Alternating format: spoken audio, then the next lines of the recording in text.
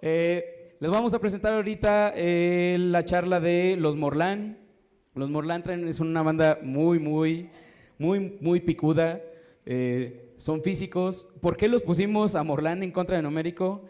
Por mame, la neta. Son buenos cuates los dos y son buenos cuates de nosotros. Pero ambos dan servicio a periodistas, se acercan con el mundo del periodismo. Moisés de Numérico se acerca con el Financiero y Morlán se acerca con Animal Político y ha estado también con el Universal Data. ¿Nunca has estado con Animal? Eso lo arreglamos ahorita, güey.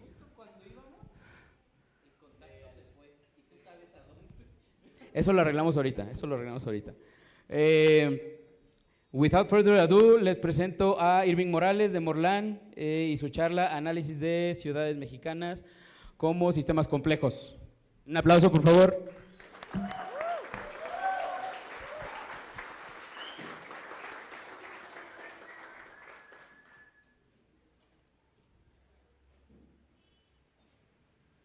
La cuchufleta.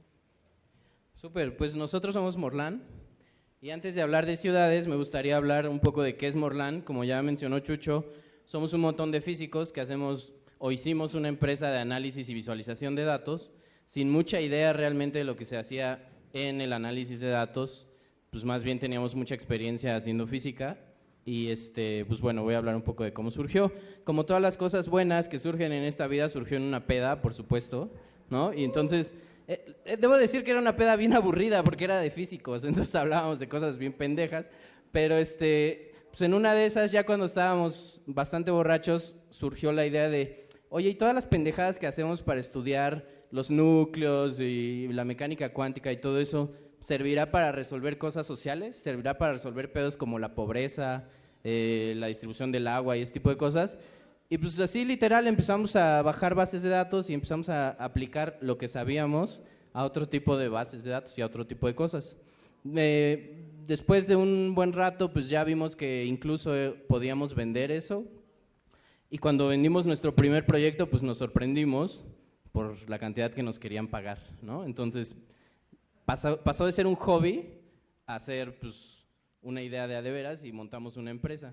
En la empresa somos la mayoría físicos y algunos van y otros entran. ¿Por qué? Porque todos seguimos de alguna manera vinculados a la academia. Entonces todos tenemos nuestro trabajo en la academia, algunos estudiantes que llegan a nosotros por la academia se enteran de Morlán y entonces empiezan a cambiar a Morlán, están un rato en Morlán y luego buscan otro camino y pues se siguen en la academia o se van y pues están haciendo datos en otro lado. Y a nosotros eso nos encanta, ¿no? Morlán, si bien nos gusta que funcione como una empresa, también nos gusta que funcione pues como un generador de ideas y como un generador de la semilla en físicos que de alguna manera cuando están a punto de entrar a un posgrado, pues no tienen idea de que se pueden hacer otras cosas y pues nos conocen y ven que el mundo pues es un poco más amplio. Entonces eso nos encanta de Morlán.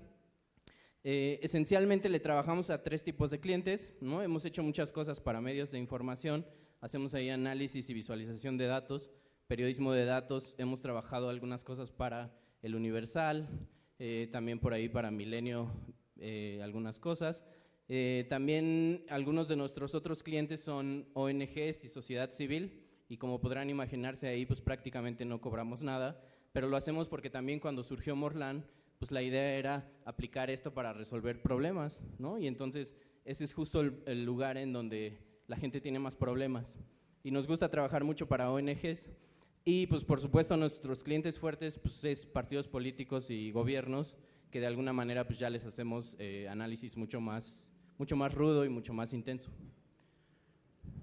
Recientemente en Morlán pues nos empezamos a dar cuenta que necesitábamos también empezar a difundir todo lo que hacíamos y todo el conocimiento que generábamos y entonces empezamos a armar este proyecto que es un video podcast, se llama Visceral y sucede todos los viernes a las 12:30. Ese es un horario tentativo, ha estado cambiando de horario, pero pues ustedes pueden seguirnos en las redes sociales y encontrar cuándo va a ser el Visceral y esencialmente es un video podcast en donde durante 1:30 o 2 horas hablamos de datos, de visualización de datos, de lo que sucede en periodismo de datos y de cualquier cosa que nos parezca interesante, ¿no? A veces platicamos media hora de cómo vemos al país, a veces platicamos de algún proyecto de periodismo de datos, a veces simplemente estamos platicando de datos, pero siempre está relacionado con datos y con la ciencia y con la academia y lo que pasa ahí, ¿no? Y luego también recientemente empezamos este proyecto que es, lamentablemente en la UNAM no hay ni una sola clase que tenga que ver con análisis de datos y visualización de datos, en donde te lleven desde cómo bajo una base de datos hasta cómo genero un producto y lo vendo, ¿no? Que tenga que ver con datos. Y entonces hace 6 meses se nos ocurrió meter en la Facultad de Ciencias la solicitud de dar una clase y dijimos, no, pues nunca nos la van a dar porque no tiene que ver nada con física, y resulta ser que sí nos la dieron, ¿no? Entonces, pues ya está corriendo, empezó desde hace como un par de semanas, y todos los martes y todos los jueves de 4 a 7 enseñamos cómo analizar y visualizar datos, ¿no? Entonces, si a alguien le interesa, pues es una clase que está en la UNAM, dada de alta en la Facultad de Ciencias, pero no es necesario que sean físicos ni que vayan ahí, pueden ir como oyentes y no hay ningún problema. Y entonces, bueno, ya después del comercial, de todo lo que hacemos, pues hablar un poco de ciudades. Uno de los temas que más nos interesa es las ciudades. ¿Por qué? Pues porque las sufrimos todo el tiempo, ¿no? Y entonces, cuando nos empezó a interesar, una de las primeras cosas que hicimos fue buscar la definición de ciudad. Y pues vimos que no existe, ¿no? Que literalmente hay un montón de definiciones de ciudad y que realmente no existe una definición como tal. Y es que en ciudad caben cosas tan extrañas como la Ciudad de México o cosas tan extrañas como Makoko en Nigeria, que ni siquiera calles tiene, ¿no? Son un montón de islotes ahí que flotan y que se autoorganizan más o menos ahí. Una definición que a mí me gusta es que son el objeto más complejo que ha creado el ser humano, porque de alguna manera pues lo estamos creando todo el tiempo y pues tiene ciertas propiedades que a nosotros nos encantan. Entonces, no sé, ¿qué identifican aquí? ¿Qué ven? Estados Unidos y México, ¿no? Es un mapa. Sin embargo, pues es un mapa que está hecho solamente de puntitos, son puros tweets, ¿no? Los puntos azules son tweets que se emitieron en la ciudad en donde vivía esa persona, y los puntos rojos son tweets que se emitieron por una persona que fue de visita a esa ciudad. Y entonces, a nosotros lo que nos gusta de esta imagen es que esencialmente muestra la estructura en donde viven los seres humanos. Los seres humanos no vivimos homogéneamente desperdigados ahí en la Tierra y donde nos encontramos recursos, sino más bien nos acumulamos en esos pedacitos. Si nos acercamos un poco, ¿alguien reconoce qué es esto? Es el DF, ¿no? Este es el DF, por ahí está Toluca, Querétaro, por acá Veracruz, Jalapa, Puebla, ¿no? Y entonces, de nuevo, se empiezan a ver estructuras ahí, son solamente puntitos, recuerden. Si nos acercamos un poco más, esto ya es el DF, empezamos a ver otro tipo de estructuras, empezamos a ver estas líneas, ¿no? Y entonces pues uno empieza a pensar, ¿por qué habría líneas? ¿Por qué la gente tuitea más en líneas? ¿No? Y incluso empezamos a ver algunos puntos rojos que pues tienen que ver con las zonas en donde andan los turistas. Por supuesto, ahí están la Terminal 1 y la Terminal 2 del aeropuerto, Insurgentes, Reforma, el Centro, Santa Fe, ¿no? Y otras cosas que pueden identificar ahí. Si nos acercamos más, empezamos a ver más estas líneas, ¿no? Y por supuesto, estas líneas pues, son las calles. Y esencialmente lo que quiero mostrar aquí es que toda la actividad que hacemos en la ciudad está estructurada en esas estructuras que son líneas. Prácticamente vivimos en las calles, ¿no? Entonces, gran parte de la ciudad está hecha por las calles. Si nosotros nos acercamos todavía más, pues vemos que sí hay algunos puntos entre esas calles, pero pues esencialmente la densidad se concentra en estas líneas. Estudiar la ciudad con datos es bastante difícil, ¿no? Este es uno de los primeros intentos que se hizo. Son los principales viajes en auto de más de 20 kilómetros de 8 a 9 de la mañana, y pues por supuesto no se entiende nada en ese mapa, y eso es porque es muy difícil medirlo, ¿no? Entonces hay muy pocos datos de la ciudad, cada vez hay muchos más, pero o están mal medidos o no están midiendo lo que quisiéramos. Entonces es muy difícil medir la ciudad y es muy difícil trabajar con la ciudad. Ya si empezamos a hacer un mapa que tenga un poco más de sentido, por ejemplo, aquí podemos ver en blanco abajo todas las calles del Distrito Federal, en verde vemos la red de microbuses, en naranja vemos la red del metro, En azul vemos la red de RTP, me parece, y en rosa vemos otro transporte, creo que que tiene líneas eléctricas. Pero esencialmente lo que observamos es que la ciudad o la infraestructura de la ciudad es una maraña, es una red, ¿no? Y entonces a nosotros eso nos motiva para estudiarlo con ciertas herramientas, y ahorita vamos a hablar de eso. Esencialmente la estructura de la ciudad es una red y un montón de redes que están conectadas en diferentes niveles y que transportan cosas. Estas, por supuesto, transportan gente, pero tenemos otras redes que transportan agua, energía, dineros y otras cosas. Estudiar la traza de la ciudad, ¿no? O el dibujo que hacen las calles, pues no es algo nuevo tampoco, se hace ya desde hace bastante tiempo, y de hecho hay estudios muy interesantes en donde se relaciona la traza de la ciudad o la forma de la traza de la ciudad con la cultura de la gente que vive ahí. Por ejemplo, las ciudades americanas o estadounidenses esencialmente son rejillas porque son ciudades muy nuevas, son ciudades que están hechas para que circulen automóviles, y bueno, ¿no? Si nos vamos a ciudades europeas, son ciudades mucho más viejas, ¿no? Que crecieron de forma mucho más orgánica. Aquí tenemos El Haya en Holanda y aquí Manchester, y esencialmente vemos que la forma regular de la traza pues ya no es una rejilla, ¿no? Ya depende mucho más de cómo está el terreno y de cómo fue creciendo esa ciudad. ¿Por qué? Porque son ciudades que crecieron cuando no había autos, entonces estaban hechas para otra cosa. Y si vamos a ciudades que están en el Medio Oriente, pues vemos que el dibujo es completamente diferente, ¿no? Entonces, el autor de este artículo menciona que la forma de las ciudades norteamericanas refleja la cultura abierta que ellos tienen, ¿no? La idea de no quiero esconder nada, es muy fácil llegar a cualquier lugar, todos somos libres, todos somos iguales, bla, bla, bla. Y por otro lado, la forma de las ciudades de Medio Oriente parecen laberintos, hay lugares muy escondidos, hay lugares que están muy ofuscados, donde es muy difícil llegar, y eso pues es un reflejo de su cultura también.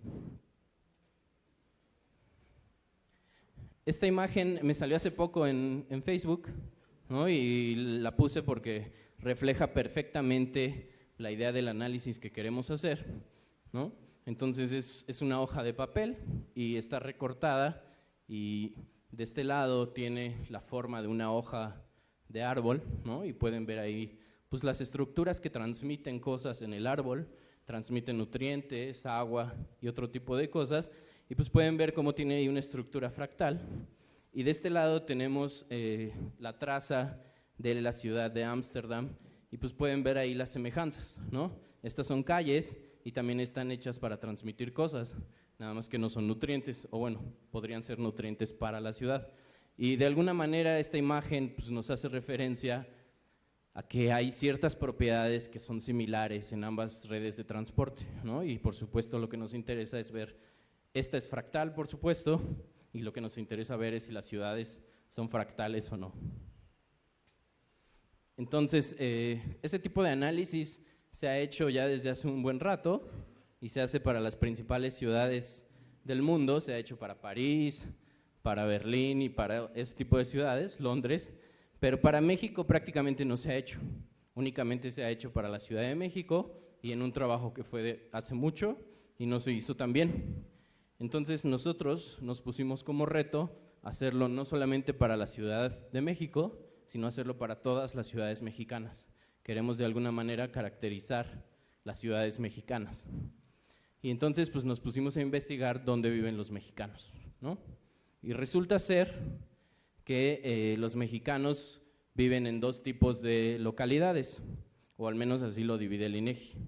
Localidades urbanas que tienen más de 2.500 habitantes, y de esas hay como 3.500 en el país, son los puntos azules aquí en el mapa, y localidades rurales en donde viven menos de 2.500 personas y son los puntos rojos, ¿no? Entonces son mini pueblitos, literalmente rancherías y cosas así, en donde vive un montón de personas. De esas tenemos más o menos 200.000 en el país y están así repartidas. Los datos que utilizamos es lo que se llama el Marco Geoestadístico Nacional, que esencialmente pues, son datos a nivel de manzana de todo el país, ¿no? Y son datos sociodemográficos. Y también, pues, por supuesto, la topología de las ciudades, que son las calles. Eso está en el conjunto de datos vectoriales de carreteras y vialidades urbanas del INEGI. Ahí vienen prácticamente todas las calles del país. Nos han preguntado otras veces si no hemos utilizado datos de Google o datos de OpenStreetMap, y pues sí lo intentamos, pero los datos que están mejor curados son los de INEGI. Quizá no para la Ciudad de México, pero sí para ciudades muy pequeñas en donde prácticamente no vive nadie, ¿no? Entonces, ¿cuál es la idea o qué es lo que hicimos nosotros? Tomamos un pedazo de ciudad, la traza, y entonces ahora lo mapeamos a esta estructura matemática que se llama una red.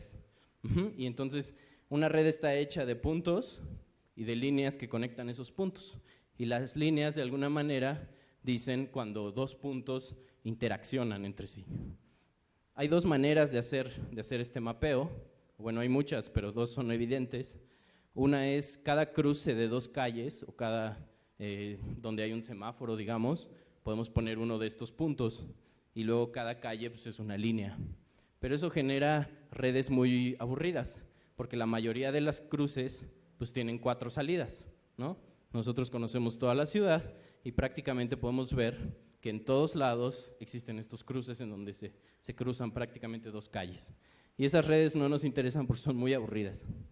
La otra manera es agarrar la representación que se llama la representación dual. Y entonces ahora cada punto de estos va a representar una calle. Entonces tenemos, por ejemplo, un punto que representa el periférico y va a estar conectado con los otros puntos si es que en algún momento esas 2 calles se cruzaron.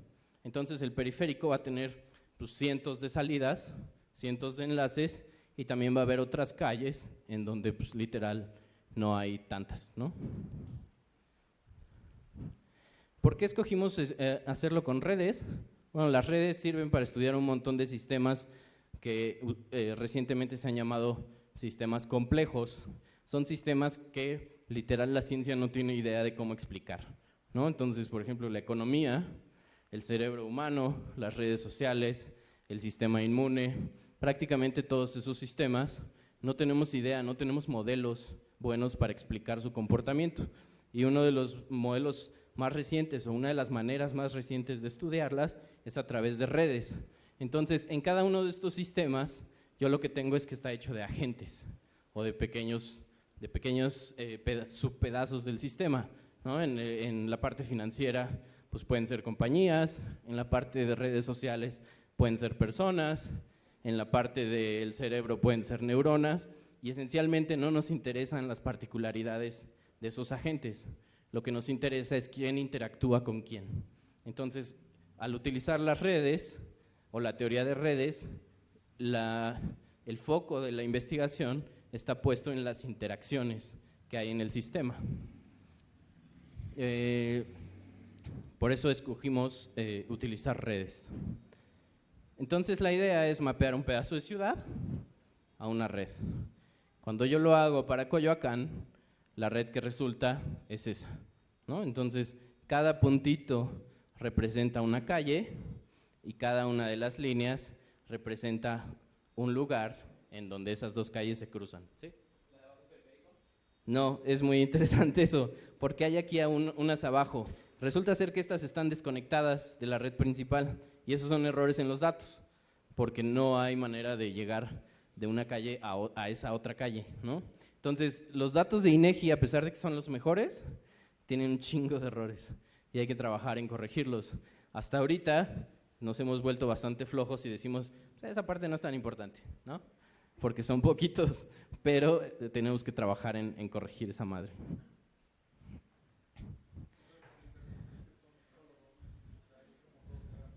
No, aquí hay, o sea, ahí se ve también otro trabajo, pero hay un montón incluso que están aisladas. ¿Y cómo se generan esos errores? Pues cuando el güey fue a georreferenciar, pues lo georreferenció mal y entonces ya no está bien conectada, ¿no? Entonces, sí se puede corregir, porque a final de cuentas tú puedes ir a ver un mapa y decir, ah, mira, esta sí está conectada con esta, pero es un pedo. Entonces, bueno, ya que tenemos nuestras redes, ¿qué hacemos? Pues entonces, ya que hicimos este mapeo, ya que tenemos las ciudades mapeadas a esta estructura abstracta, pues entonces podemos analizarla con toda la teoría de redes. En la teoría de redes hay un montón de cosas que podemos calcular, pero esencialmente nos van a importar ahorita dos. Una es, para cada punto, yo cuento cuántas líneas le salen, ¿no? Cuántos enlaces tiene, y eso es lo que le llamamos el grado del nodo. Y entonces luego voy a graficar cuántos puntos hay con un enlace, con 2 enlaces, con 3 enlaces, con 5 enlaces, con 100 enlaces y así. De tal manera que, por ejemplo, en esta gráfica yo tendría que casi no hay puntos con 1 o 2 enlaces, de repente hay un montón de puntos que tienen alrededor de 10 enlaces y luego pues, el número de enlaces cae, ¿no? Por supuesto, puntos con 50 enlaces, casi no tengo ni uno tampoco. Ahora, resulta ser que si hacemos eso, para cada una de nuestras redes, encontramos casi en todas las redes que nos podemos encontrar en el mundo, dos tipos de comportamiento. Una es, yo puedo tener una red aleatoria, es decir, yo tengo puntos y entonces aviento enlaces al azar, y eso, cuando hago este cálculo de cuántos tienen y cuántos hay, se parece mucho a una distribución de Poisson o a esta recta verde, a esta curva verde en coordenadas logarítmicas. Hay otro tipo de redes que son las redes que a nosotros nos interesan, que son las redes que se llaman redes fractales o redes invariantes de escala. Y resulta ser que cuando yo hago esto y grafico esto en coordenadas logarítmicas, esas tienen lo que llamamos una ley de potencias, es decir, es una recta. Y eso quiere decir que el sistema es fractal. Y ustedes podrán preguntarse, ¿y qué? O sea, ¿qué tiene que el sistema sea fractal? Bueno, en la física siempre que aparece un sistema fractal, el sistema es muy eficiente en transmitir información y es una fregonería y bla, bla, bla, ¿no? Entonces, como ejemplo, pongo dos. Esta es la red de carreteras de Estados Unidos, de carreteras de auto. Supongan que yo quiero llegar de aquí a aquí. Lo que tengo que hacer es dar un montón de cambios entre carreteras y llego hasta el punto de allá. Esa red tiene esta forma. Es una red aleatoria prácticamente. Si yo voy y analizo la red que tiene que ver con los aviones, con la estructura de aviones, entonces si yo quiero llegar de un punto aquí a otro punto acá, esencialmente lo que tengo que hacer es ir a mi aeropuerto grande más cercano, tomar un avión hasta el aeropuerto grande más cercano al punto que quiero ir y luego tomar otro avión pequeño. Entonces el número de pasos que tengo que hacer se reduce drásticamente. Aquí yo podría tomar 20 pasos para llegar a un lugar, aquí necesito como 4. Y este tiene justo esta forma, tiene esa forma de recta y transmite la información de manera tan eficiente porque es una red fractal. Complejos de a de veras de allá afuera son de ese tipo, las redes sociales son de ese tipo, por eso los chismes corren tan rápido, ¿no? Otra cosa que nos interesa cuando tenemos una red es, supongan que yo tengo 2 puntos al azar y entonces quiero saber cuál es el camino más cercano entre ellos. ¿A qué le llamo un camino? Pues voy de un punto a otro hasta que yo llego a mi destino. Por supuesto, hay un montón de caminos con los que yo puedo hacer eso, pero hay uno que tiene menos número de pasos. Y entonces eso también me interesa y me interesa hacer estadística sobre eso. Y entonces, bueno, ¿con qué trabajamos? Las localidades que son más pequeñas, las localidades urbanas, no las tomamos en cuenta. Entonces ahí estamos quitando 200,000, ¿no? Y solamente nos quedamos con 3,500, que son las localidades urbanas. Tienen más de 2,500 habitantes y uno podría decir, no, pues ahí se te fue prácticamente todo. Pero no, el 80% de los mexicanos vivimos ahí. Entonces todavía tengo una parte muy sustancial del sistema. Y entonces podemos empezar a preguntarnos cosas. Por ejemplo, yo puedo ordenar todas las ciudades con su población y en orden, ¿no? Entonces, aquí yo pongo la ciudad que está en número 1 de población, y entonces aquí está, esta es la población, y luego aquí la número 2, la número 3, bla, bla, bla, y entonces así las ordeno. Y esto lo hacemos solamente, ¿sí? Aquí estamos transmitiendo en vivo con el Microsoft y están preguntando si se puede utilizar el algoritmo de lista.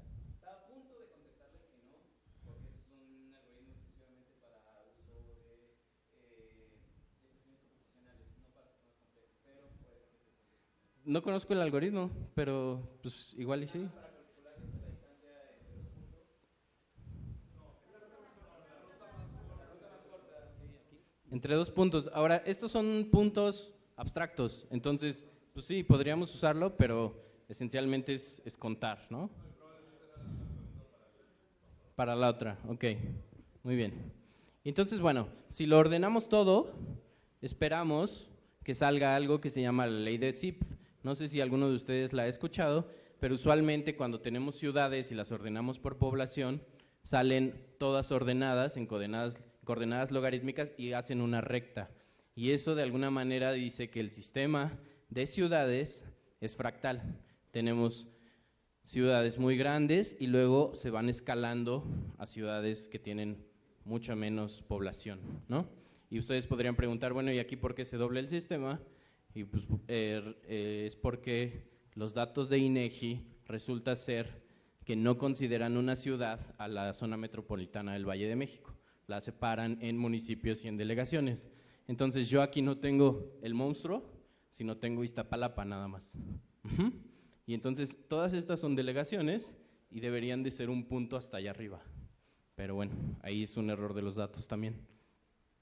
Después de que yo ya tengo mi ciudad en términos de una red, pues puedo calcular lo que les había dicho, ¿no? Cuántos puntos hay con cuántas salidas y ver cuántos hay de cada uno. Es lo que llamamos la distribución de grado. Y aquí lo hicimos para Coyoacán y resulta que es una recta. Y entonces, pues Coyoacán es fractal. Coyoacán es eficiente para transmitir información, al menos en términos de calles, y pues eso nos gusta. Aquí tenemos un mapa de Coyoacán, en donde yo cada una de las calles las grafiqué con el grosor. El grosor es proporcional a la longitud de la calle. Entonces, las calles más largas son más gruesas. Y aquí tenemos, pues por supuesto, Miguel Ángel de Quevedo, y División del Norte, un pedazo de Insurgentes. Y esto me sirve, o es una manera muy simple, para ver cuál es el esqueleto de mi ciudad, cuáles son las calles principales. Esto es en términos de calles más largas. Pero yo también lo puedo hacer si agarro puntos al azar de mi red y calculo caminos entre ellos, ¿no? Entonces, supongan que yo agarro 2 al azar y calculo cuál es el camino más corto entre ellos. Y luego me fijo ese camino por cuáles puntos pasó. Si yo repito el proceso, luego puedo ver por cuáles puntos pasan más caminos. Y esos puntos son las calles más importantes del sistema. Y aquí tengo esa importancia graficada para cada calle. Entonces podemos ver realmente cuáles son las calles importantes en Coyoacán. También yo puedo analizar el número de nodos o el número de puntos en la red, y eso sería equivalente al número de calles. Y entonces, de nuevo, ordenar las ciudades, de aquí la que tiene más calles, y luego aquí, conforme van disminuyendo el número de calles. De nuevo tenemos ahí una ley de potencias, y luego me puedo preguntar, ¿el número de calles se correlaciona con el número de personas en esa ciudad o no? Y la respuesta es que sí, bastante bien, ¿no?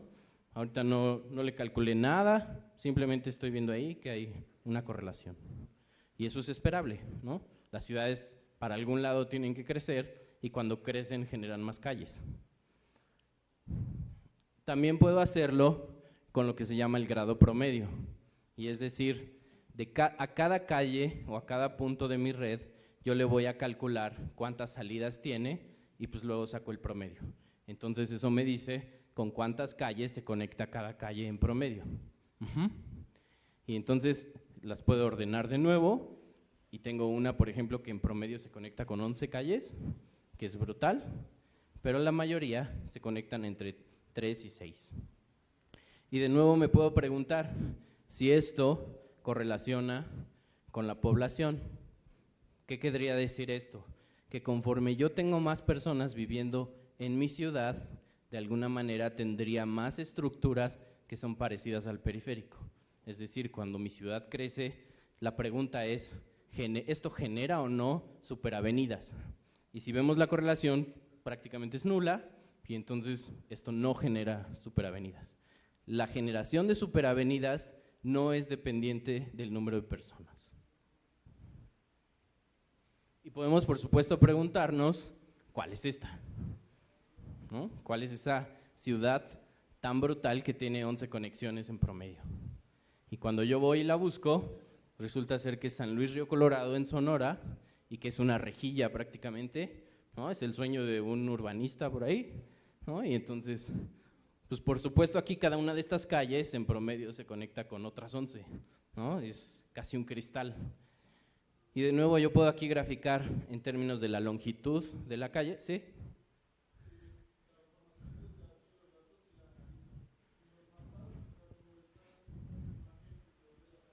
Nosotros lo hacemos también, ¿no? Los datos de INEGI, sí, me faltó explicar eso. Los datos de INEGI son literal puntos en donde están las calles, ¿no? Y yo tengo un punto X y Y, latitud y longitud, en donde dos calles se cruzan.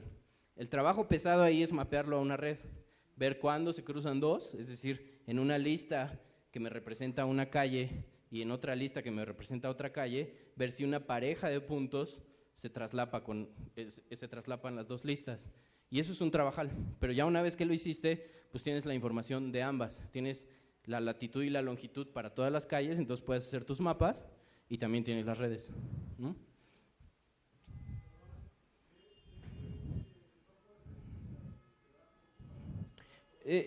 No estamos utilizando ningún software geográfico. Esto se puede hacer con Quantum GIS o con cualquiera de esos, pero lo que estamos utilizando es matemática. ¿Y por qué usamos matemática? Pues porque somos físicos y desde hace años que hacemos todas las cosas ahí en matemática. Es más por tradición que porque realmente sea lo mejor para usarlo. Esto se puede hacer, pues por supuesto, en R o en Quantum GIS o en lo que quieras, ¿no? Muy bien. Y entonces, bueno, vemos aquí que de acuerdo a esta métrica, todas estas calles son las más importantes. Eso no me sirve. Pero si yo lo que grafico es esta otra métrica, que es por dónde pasan más de estos caminos, cuando yo agarro dos puntos al azar, pues entonces ya tengo el esqueleto de la ciudad, ¿no? O las calles principales. Y vemos que la mayoría de los viajes van por una estructura que rodea a la ciudad. Entonces, no importa los dos puntos que yo quiera ir, casi todo el tiempo la gente se va a la periferia, a una de las avenidas, y entonces viaja para allá, ¿sí? No, por supuesto que no. Esto es en términos de la topología. Sí.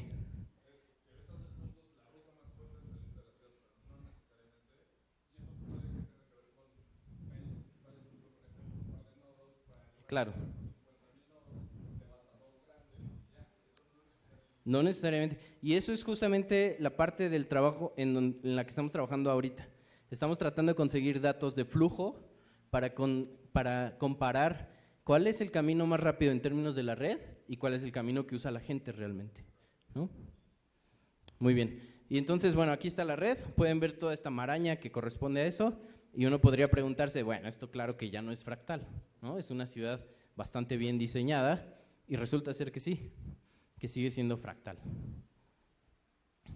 También podríamos preguntarnos la distancia promedio entre dos puntos en cualquier ciudad.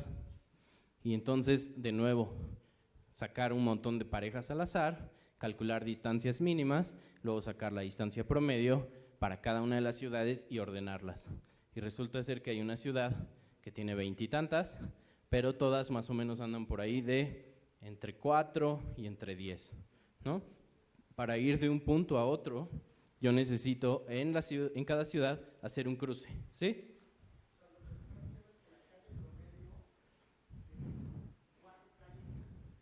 No, esa fue la anterior. Este es el viaje promedio, ¿no? Entonces yo, si quiero ir de un punto A al azar a un punto B al azar, en promedio tengo que ir más o menos, o tengo que hacer más o menos 10 cambios o 6 cambios de calles.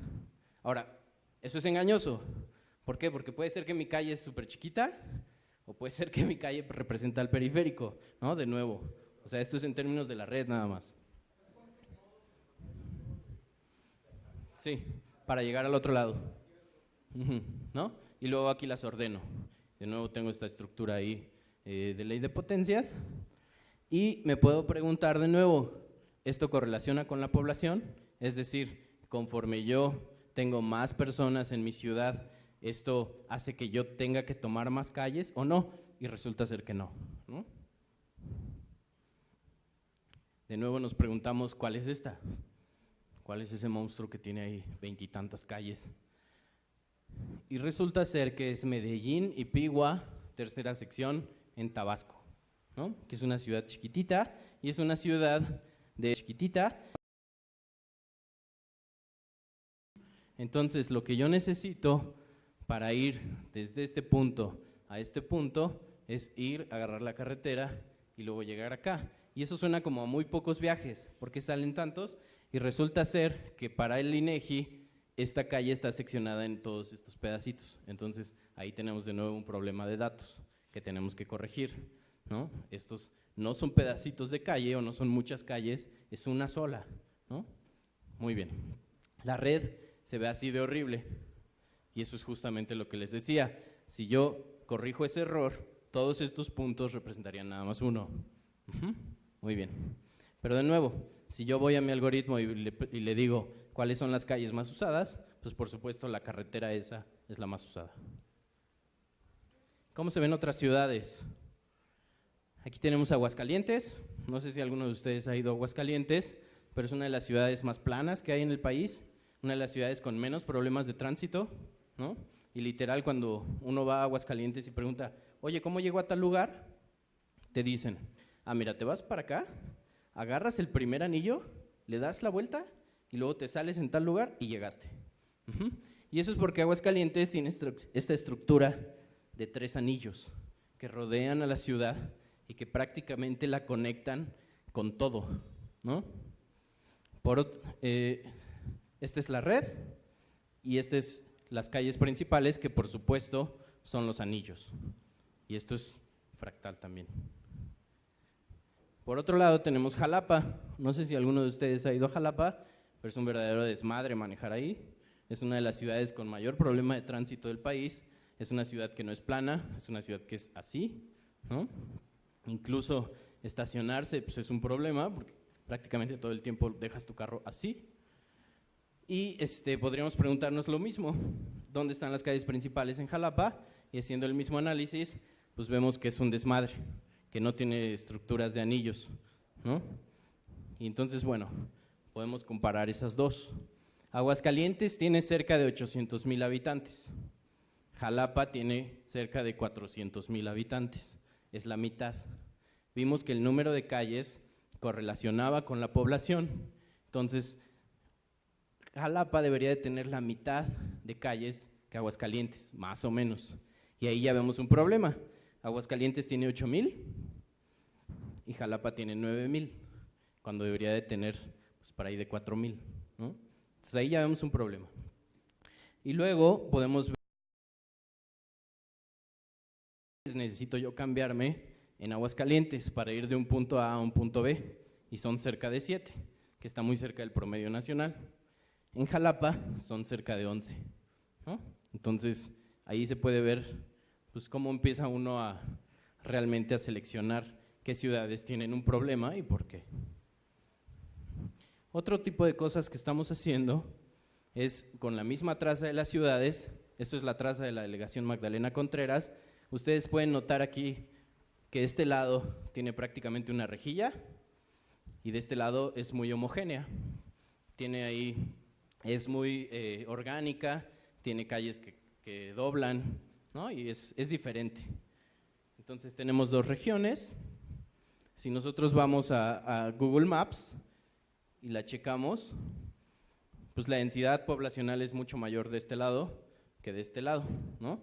Incluso aquí los techos se ven del mismo color, aquí se ve que pues, tenemos un montón de casas todas ahí apachurradas, y si nos acercamos todavía más de una palabra o algo así, ¿no? El caso es que hay una diferencia brutal entre estos dos lugares, y esa diferencia la marca esta calle. Cuando nosotros graficamos por manzana el número de personas que tienen servicio de internet o el porcentaje de viviendas en esa manzana que tienen servicio de internet, a más rojo es mayor porcentaje, y entonces vemos que esta zona pues está bien conectada y esta zona tiene problemas de conexión de internet, ¿no? Hay un montón de viviendas que no tienen servicio de internet. Por ejemplo, para una ciudad como Jalapa, yo tengo esa red, y entonces ahora lo que vamos a hacer, o lo que hemos estado haciendo, es buscar pequeñas subredes, ¿no? Y hay un montón de maneras de definirlas y un montón de algoritmos. Nosotros estamos usando un algoritmo que se llama Infomap, pero esencialmente lo que queremos es un algoritmo que nos detecte qué pedazos o qué puntos en esa red están más conectados entre sí que con el resto. Y entonces obtenemos lo que llamamos comunidades en la red. Cuando nosotros nos regresamos al mapa, entonces yo los puedo pintar de acuerdo a la comunidad a la que pertenecen. Y entonces vemos que esa manera, o ese procedimiento, me secciona la ciudad en pedazos. Y por supuesto ahora la idea es ver si esos pedazos correlacionan con estas regiones que vimos, con estas regiones que tienen muchas diferencias. Entonces estamos buscando una manera de encontrar regiones con diferentes desarrollos social. Aquí está Monterrey, por ejemplo, y entonces esta es la red, y después de hacer eso, a nivel 1, tengo 3 comunidades prácticamente, y luego si lo hago a nivel 2, tengo más comunidades, y no sé si alguno de ustedes conoce Monterrey, pero aquí podemos ver cómo el algoritmo separa la región de San Pedro, que es la región pues, más rica, no solo de Monterrey, sino del país y de toda América Latina. Y pues de alguna manera es un algoritmo que tenemos para separar la ciudad de acuerdo a la topología de las calles. Aquí tengo un zoom de esa región, entonces esto es lo que hace el algoritmo, y aquí estoy graficando el porcentaje de viviendas con automóvil en cada manzana. Entonces de nuevo podemos ver cómo todo esto, prácticamente el 100% tienen automóvil, y luego de este lado, en estos lugares, ya es diferente. Ahorita uno de los problemas con los que nos estamos enfrentando es que los datos de manzanas no corresponden con los datos de calles, y entonces hacer un mapeo entre yo ya tengo esto que es una comunidad en mi red, ahora quiero ver qué manzanas caen adentro, y eso es un desmadre. Y en eso estamos trabajando. Y bueno, pues estamos ahí haciendo algunas cosas. Una de las cosas que más nos interesa es que si ustedes ven este zoom ahí en el centro de Monterrey, esto rosado, esto como en lila es una comunidad, pero vemos que no solamente está la comunidad, sino que la atraviesan calles de otros colores. Entonces realmente no es que el algoritmo seccione toda la ciudad, sino que como que la teje, y entonces estamos tratando de ver si esto corresponde a tejido económico y tejido. Estas calles que conectan comunidades de aquí con las de allá, pues son calles importantes o calles que tienen pues, más servicios o más cosas. Y pues bueno, eso es todo lo que quería presentarles. Si tienen dudas, ahí está.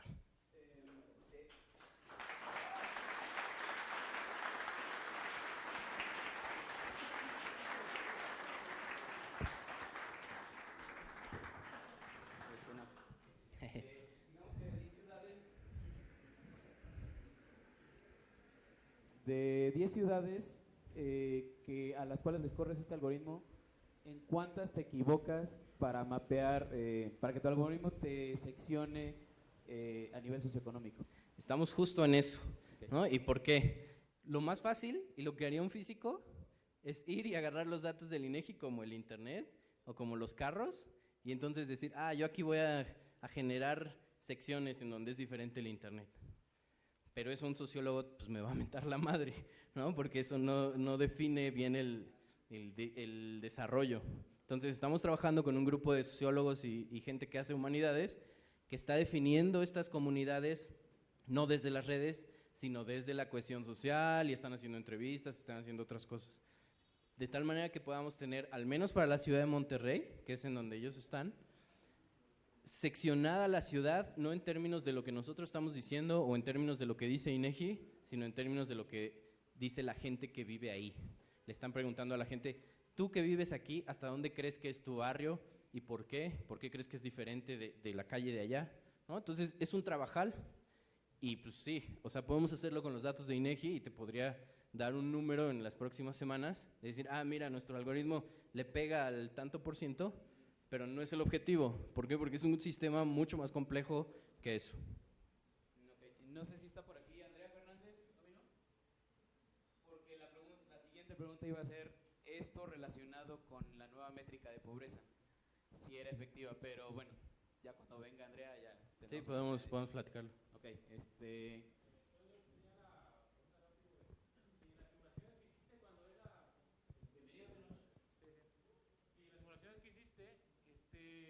las avenidas más importantes, no sé si viste qué avenidas tendrías que colapsar para que se haga un caos, ¿no? Ese es otro análisis que estamos corriendo. Y eso, por supuesto, ya se sale de la parte académica. Bueno, académicamente es interesante, pero pues también es altamente vendible, ¿no? ¿Qué calles yo colapso o qué calles son importantes para colapsar el sistema? Y sí, lo estamos haciendo y se puede hacer.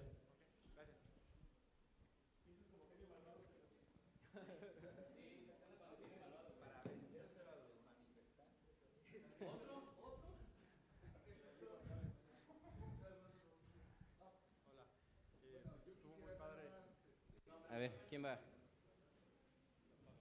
¿Sabes?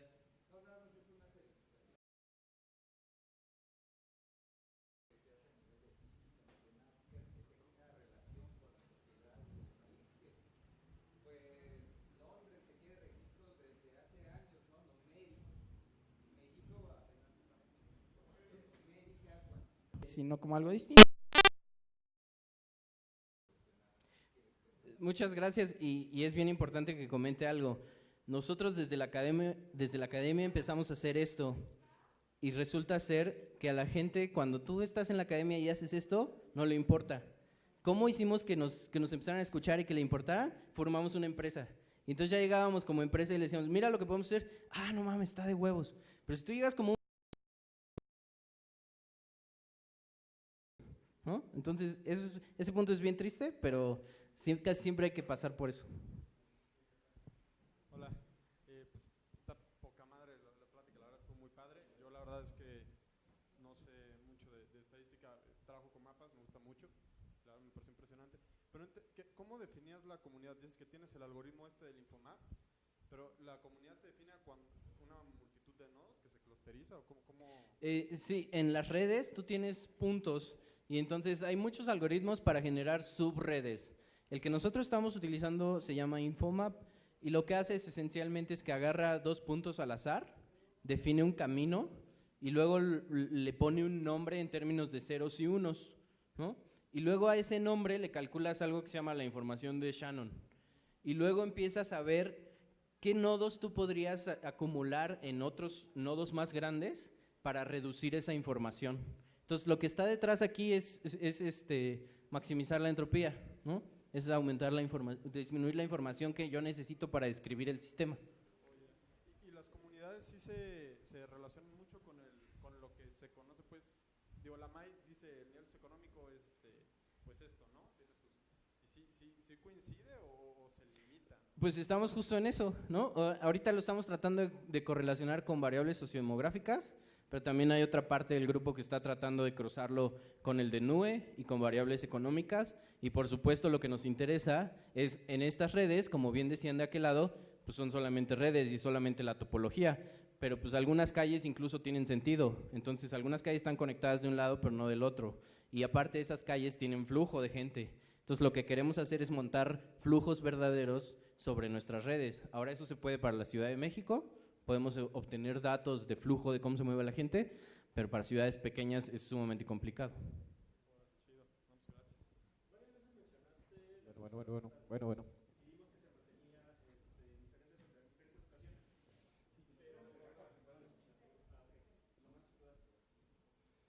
Varias veces vimos que hablaste de estructura fractal y que se mantenía en diferentes situaciones. ¿Qué pasa con la estructura? ¿Cómo se ve? ¿Cómo se define?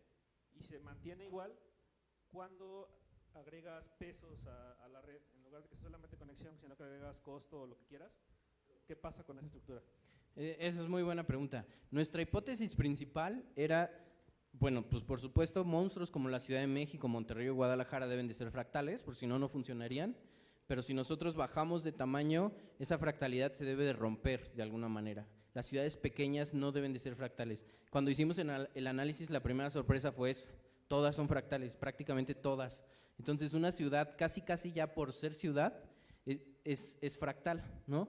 Ahora, en la física también hay teorías acerca de cómo surge la fractalidad y al menos en este caso pensamos que tiene que ver con que la ciudad se autoorganiza, crece por sí misma con procesos de ella. No es que un urbanista esté diciendo, ahora vamos a echar una calle de aquel lado, ¿no? Si la ciudad creciera así, poniendo calles, que los urbanistas decidieran todos los aspectos de la ciudad, estamos casi seguros que no sería fractal, pero pues prácticamente sí. Ahora, ¿cómo se modifica con pesos? No lo sé, y sería súper interesante verlo. ¿Tú crees que se parezca a la estructura si le agregas pesos? O sea, que ya no se vea fractal en ciertas situaciones cuando le agregas pesos. Puede ser, ¿no? La verdad no podría decir qué va a pasar, pero es súper interesante la pregunta.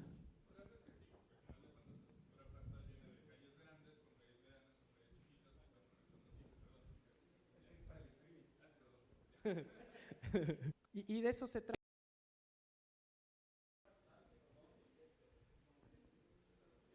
¿Qué quiere decir que sea fractal? Que la escala importante, no hay una escala importante, todas las escalas son importantes, de tal manera que yo tengo procesos en todas las escalas, ¿no? Es decir, tú podrías pensar, la Ciudad de México funciona gracias al periférico, porque es una avenidota y entonces casi todo va por el periférico, pero no, la Ciudad de México funciona porque justo lo que decían allá, tiene calles grandes, calles pequeñas, calles medianas y calles de todos los tamaños, de tal manera que la información se puede distribuir de manera muy eficiente.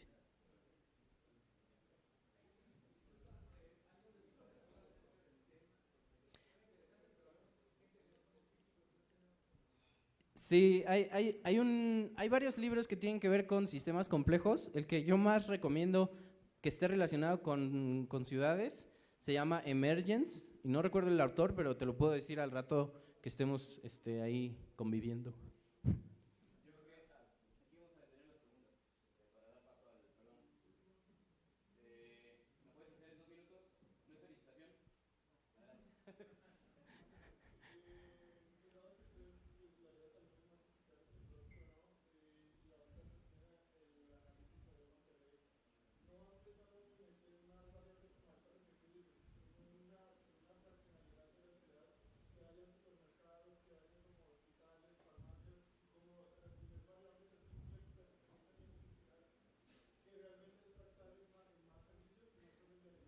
Sí, por supuesto, vaya, lo que yo presenté tiene una gran componente académica, pero lo que estamos viendo como empresa es que esto es una base para productos que son altamente vendibles. Entonces ya una vez que tengamos dominado esto y correlacionarlo con cuestiones económicas y sociales, pues sí, entonces vamos a generar productos de esto. Es la idea final.